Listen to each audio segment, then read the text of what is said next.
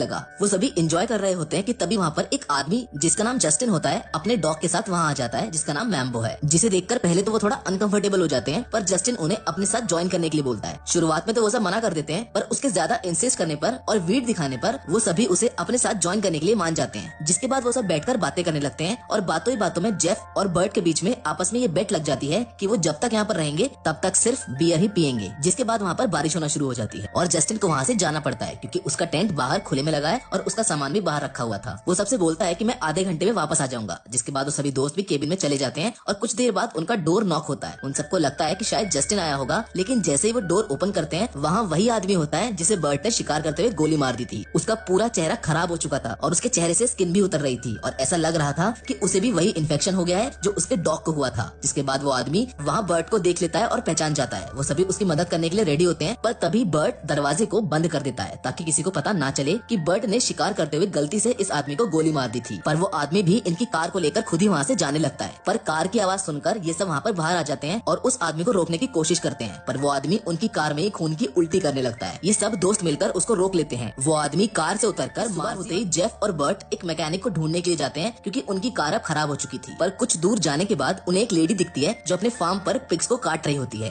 वो उनसे कहती है कि ये सभी इन्फेक्टेड हैं और वो इन्हें यूज नहीं कर सकती है। जिसके बाद जेफ और बर्ट उससे मदद मांगते हैं। वो लेडी उन्हें अपने घर लेकर जाती है जहाँ पर वो मैकेनिक को कॉल करने वाले थे, लेकिन जैसे ही वो उस लेडी के घर में पहुँचते हैं उन्हें उसी आदमी की फोटो दिखती है जिसका नाम हेनरी था, जिसकी पिछली रात उनकी वजह से मौत हो गई थी। वो उस लेडी का कजिन था जिसके बारे में अभी तक उसको कुछ नहीं पता था। उस फोटो को देखकर जेफ और बर्ट थोड़ा डर जाते हैं और तुरंत ही वहाँ से बहाना बनाकर निकल जाते हैं। वो पास ही के एक घर में चले जाते हैं जहाँ कुछ देर बाद मार्सी भी आ जाती है जो उनकी मदद करने के लिए वहाँ आई थी। जिसके बाद केबिन का सीन दिखाया जाता है जहाँ कैरन कल रात के हादसे से दुखी थी, जिसे पॉल संभालने की कोशिश करता है, पर तभी उनके दरवाजे पर कोई नॉक करता है और जैसे ही पॉल दरवाजा खोलता है उसको वहाँ पर एक फॉरेस्ट ऑफिसर दिखता है जिसका नाम विंस्टन है, जो वहाँ कल रात हुए हादसे के बारे में जानने आया था। वो पॉल से कुछ बातें करता है जहाँ हमें पता चलता है कि डेप्यूटी विंस्टन बहुत खुश मिजाज है, जिसे पॉल कल के हादसे के बारे में बताता है और डेप्यूटी विंस्टन उसे बोलता है कि तुम्हें परेशान होने की बिल्कुल भी जरूरत नहीं है, मैं सब कुछ संभाल लूंगा। वो उनके लिए एक ट्रक का इंतजाम भी करता है जिससे वो सब वापस शहर जा पाएंगे और फिर वो वहाँ से चला जाता है। दूसरी तरफ ये दिखाया जाता है कि हेनरी की इन्फेक्टेड डेड बॉडी लेक में पड़ी होने की वजह से उस लेक का पानी भी इन्फेक्टेड हो जाता है, जिसकी वजह से आसपास के घरों में भी वही इन्फेक्टेड पानी आ रहा होता है। कैरन भी वही इन्फेक्टेड पानी पी लेती है, जिसके कुछ देर बाद ही मार्सी, बर्ट और जेफ उस केबिन में पहुंच जाते हैं। जेफ और बर्ट कार को साफ करने की कोशिश करते हैं, लेकिन तभी वहाँ पर जस्टिन का डॉग मैम्बो कार पर लगे हुए खून को देखकर गुर्राने और भौंकने लगता है। जिसके बाद वो उनकी ओर बढ़ता है कि तभी मार्सी गन से शूट करके उसे डरा देती है। वो डरकर वहाँ से भाग जाता है। जिसके बाद वो सभी केबिन में बैठकर ये डिस्कस करते हैं कि वो यहाँ से कैसे बाहर निकल पाएंगे, जिस पर बर्ट उन्हें कहता है कि वो कार को ठीक कर सकता है। जिसके बाद वो कार को ठीक करने लगता है, पर इन्फेक्टेड पानी पीने की वजह से कैरन की हालत बिगड़ने लगती है। उसको अचानक से बहुत ज्यादा नींद आने लगती है, जहाँ पॉल उसके पास आकर उसके साथ सो जाता है, पर पॉल की नींद टूट जाती है। जिसके बाद वो सोती हुई कैरन के साथ इंटीमेट होने लगता है, पर कुछ ही मिनट्स में पॉल नोटिस करता है कि कुछ तो गड़बड़ है और जैसे ही वो ब्लैंकेट हटाता है तो वो देखता है कि कैरन की थाई की स्किन पॉल के हाथों पर लगी हुई थी और उसकी थाई से खून आ रहा था। मतलब उसको भी वो इन्फेक्शन हो चुका था जो पहले हेनरी के डॉग को हुआ, जिसके बाद हेनरी और हेनरी की मौत के बाद उन सभी लोगों को जो उस पानी को पी रहे थे जिसमें हेनरी की डेड बॉडी पड़ी हुई है। ये देखकर वो डर जाता है और अपने बाकी के दोस्तों को बुलाता है, जहाँ वो कैरन की ऐसी हालत को देखकर ये डिसाइड करते हैं कि वो उसे बाहर मौजूद शेड में कुछ टाइम के लिए बंद कर देंगे, जिससे उसका ये इन्फेक्शन उन सबको ना हो। जिसके बाद हमें दिखाया जाता है कि कैरन को शेड में बंद करने के बाद वो सभी वापस केबिन में बैठकर एक दूसरे से बहस करने लगते हैं। वो सभी डरे हुए हैं और पैनिक कर रहे हैं। जिसके बीच में बर्ट भी उसी इन्फेक्टेड पानी को पी लेता है, क्योंकि अभी तक किसी को ये नहीं पता था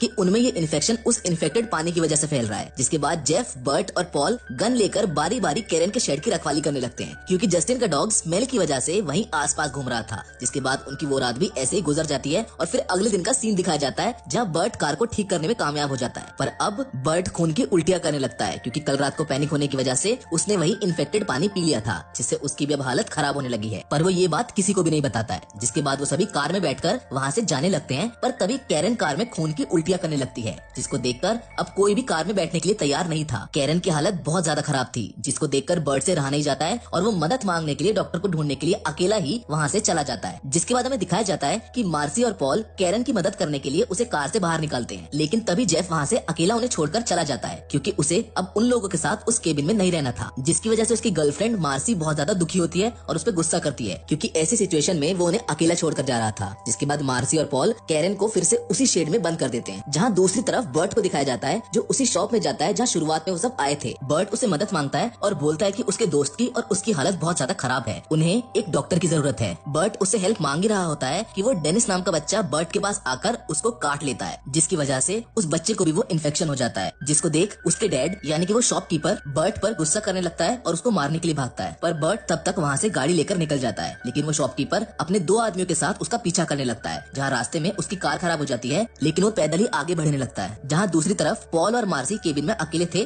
और मार्सी बहुत ज्यादा दुखी और डरी हुई थी क्योंकि उसे लग रहा था कि अब कुछ नहीं हो सकता है और जल्द ही वो सब भी मारे जाएंगे। इसलिए वो मरने से पहले एक बार पॉल के साथ इंटीमेट होना चाहती थी, जिसके बाद वो दोनों इंटीमेट होते हैं। अब मार्सी के साथ इंटीमेट होने के बाद पॉल भी थोड़ा डर जाता है क्योंकि कोई नहीं जानता था कि कौन इन्फेक्टेड है और कौन नहीं। जिसके बाद वो बाथरूम में जाकर खुद को सैनिटाइज कर लेता है ताकि उसे कोई इन्फेक्शन ना हो। जिसके बाद वो सीधा वहाँ से बाहर चला जाता है अपने दोस्तों को ढूंढने के लिए, जहाँ कुछ देर बाद अपने दोस्तों को ढूंढते ढूंढते वो उसी लेक के पास पहुंच जाता है जहाँ उस आदमी की डेड बॉडी पानी में पड़ी हुई है, जिसका नाम हेनरी था। उसकी बॉडी अब पूरी तरह पानी में सड़ चुकी है, जिसकी वजह से वो पूरा पानी इन्फेक्टेड हो चुका था। और तभी पॉल का पैर फिसल जाता है और उसका बैलेंस बिगड़ने की वजह से वो उसी लेक में जाकर गिर जाता है, जिसकी वजह से वो भी इन्फेक्टेड हो जाता है। वो ये भी नोटिस करता है कि इस लेक का पानी सीधा उनके केबिन तक जा रहा है और ये देखकर वो सीधा केबिन की ओर जाने के लिए निकल जाता है। वहीं दूसरी तरफ मार्सी केबिन में नहाते हुए देखती है कि पॉल के हाथ के निशान उसकी बैग पर छप चुके हैं और उसकी बैग पूरी लाल हो चुकी है। जिसके बाद वो नहाते हुए अपने लेग्स को शेव करने लगती है और शेव करते वक्त उसके लेग्स की स्किन उतरने लगती है और खून आ जाता है, जिसको देखकर मार्सी बहुत ज्यादा डर जाती है और बुरी तरह से रोने लगती है। जिसके बाद वो जैसे तैसे करके केबिन से बाहर आती है जहाँ उसके पूरे लेग्स पर खून लगा हुआ था, जिसको वही मौजूद जस्टिन का डॉग मैम्बो स्मेल कर लेता है और मार्सी पर हमला कर देता है। वो डॉग मार्सी को जान से मार देता है। जिसके बाद वो उस शेड में चला जाता है जहाँ पर कैरन है, लेकिन तभी वहाँ पर पॉल आ जाता है, जिसे पता चल जाता है कि मार्सी अब मर चुकी है। जिसके बाद वो सीधा शेड में जाता है जहाँ उन्होंने कैरन को रखा हुआ था। वो देखकर हैरान हो जाता है क्योंकि मैम्बो कैरन की बॉडी को खा रहा था और पॉल को देखकर वो उस पर झपट्टा मारता है, लेकिन पॉल उसे गन से शूट कर देता है, जिससे वो डॉग मारा जाता है। जिसके बाद पॉल कैरन के पास आकर ये नोटिस करता है कि उसकी सांसें अभी भी चल रही हैं, पर वो बहुत ज्यादा दर्द और तकलीफ में है क्योंकि उस डॉग ने उसको लगभग मार ही डाला था। उसका पूरा चेहरा खराब हो चुका था। जिसके बाद पॉल कैरन को मार देता है क्योंकि वो अब और दर्द बर्दाश्त नहीं कर सकती थी। जिसके बाद वो वहाँ से जाने ही लगता है कि तभी वहाँ बचते बचाते अधमरी हालत में बर्ट आ जाता है, जिसके पीछे वही शॉप का मालिक और उसके आदमी लगे हुए थे। वो अपनी सारी सिचुएशन पॉल को बता देता है, जहाँ वो दोनों मिलकर उन्हें मारने का प्लान बनाते हैं। जिसके कुछ देर बाद वो बर्ट को ढूंढते ढूंढते केबिन तक पहुंच जाते हैं और केबिन में आने के बाद वो बर्ट को सामने बैठा पाते हैं जो उन पर गन चलाने वाला होता है कि तभी वो लोग बर्ट को शूट करके मार देते हैं। पॉल भी वहीं पर छिपा होता है जो उनके सामने आकर एक एक कर सबको मार देता है। जिसके बाद वो जेफ को ढूंढने के लिए वहाँ से निकल जाता है, जहाँ कुछ दूर उसे एक केव दिखाई देती है, जहाँ उसे जेफ तो नहीं पर जस्टिन मिलता है जो मर चुका था। पॉल उसका ट्रक लेकर वहाँ से निकल जाता है, पर रास्ते में उसका ध्यान भटकने की वजह से उससे एक हिरन मारा जाता है। जिसके बाद वो ट्रक भी नहीं चलाता है और वहाँ से पैदल ही आगे जाने लगता है, जहाँ कुछ दूर आगे जाने पर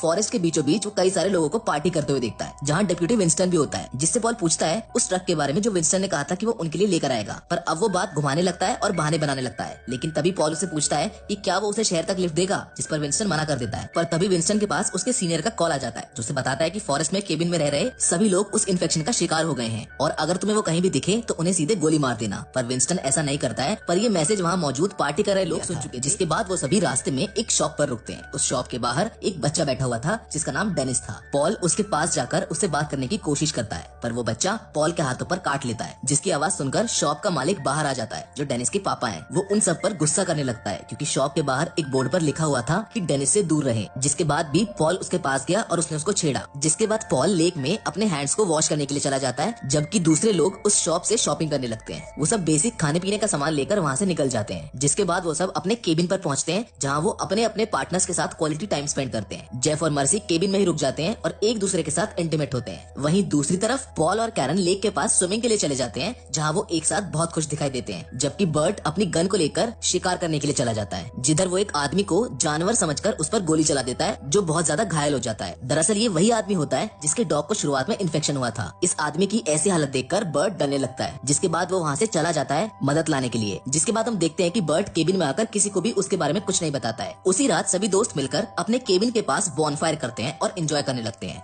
जहाँ पॉल अपने सभी दोस्तों को कुछ स्लैशर स्टोरी सुनाता है, जिस पर वो उन सबको बताता है कि कैसे एक साइको इंसान ने बोलिंग एले में मौजूद सभी लोगों को मार दिया था। असल में वो साइको उस बोलिंग एले का ही वर्कर था, जिसके बाद वो उन सबके टुकड़े कर कर उनसे ही बॉलिंग बॉल खेल